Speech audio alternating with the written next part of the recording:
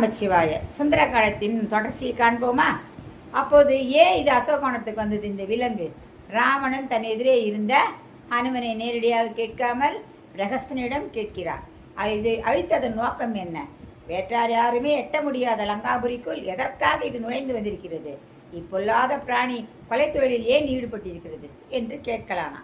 ஹனுமன் நேராக ராமனிடம் விடுவித்ததாவது என்னன்னா, நான் இந்திரனுக்கோ வருணனுக்கோ குபேரனுக்கோ விஷ்ணுவுக்கோ பிரத்யேகமாக இங்கு வரவில்லை. ராமநாதனின் தூதடா நான் ராவணா அப்படின்னு சொல்லியது. சொன்ன உடனே நான் மாறு வேஷம் பூண்டு கொண்டிருப்பனும் அல்லேன். நான் வெறும் குரங்கே.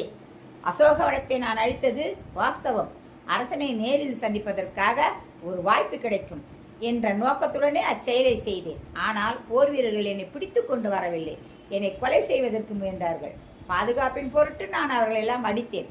அவர்களெல்லாம் இறந்து விட்டார்கள். அந்த அதேமேலே பிரம்மதேவனிடம் நான் வரம் பெற்றிருக்கிறேன். அந்த வரத்தின்படி எந்த ஆயுதத்தாலும் என்னை நீங்கள் வெட்ட முடியாது. என்னை கட்டிப்பிடிப்பதற்கும் அது எதனாலும் இயலாது. ஆனால் வேண்டுமென்றே பிரம்மாஸ்திரத்தை கொண்டு கட்டுண்டு கிடப்பதற்கு போல் இணங்கினேன். உன்னுடைய முன்னிலைக்கு என்னை அவர்கள் கொண்டு வர வேண்டும் என்பதற்காகவே நான் அவ்வாறெல்லாம் பண்ணினேன். ராமநாதனின் தூதனாக நான் இங்கு வந்திருக்கிறேன். உனக்கு தெரிவித்துக் கொள்ள என்னிடம் செய்தி இருக்கிறது. ஆஹா, அப்படியா? தயை கூர்ந்து நான் கூறுவதை பொறுமையாக கேளுங்கள் அப்படின்னு சொன்னார். உனக்கு இதுகாரம் செய்துள்ள அதர்மத்தின் பலனாக வருந்தும் காலம் இப்போது உனக்கு துவங்கி இருக்குது. ராவணா, சீதையை இங்கு தூக்கி வந்ததன் விளைவாக உன்னுடைய மரணத்தையே நீ தூக்கி வந்திருக்கிறாய்.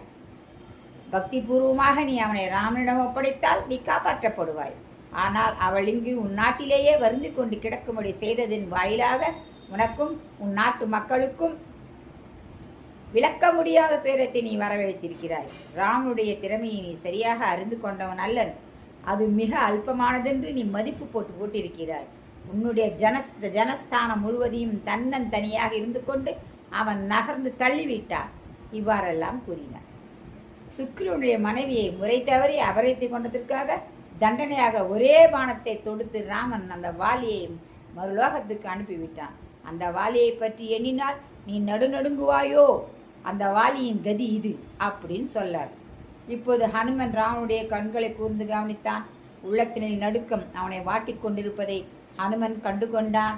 அவன் தூது வந்ததில் அவனிடம் அடங்கியுள்ள குறிப்பறிவும் திறமையும் விஞ்ஞானம் வெளிப்படையாயிற்று. இதை முன்னிட்டும் இந்த சுந்தரகாண்டம் என்று நாம் சொல்லலாம்.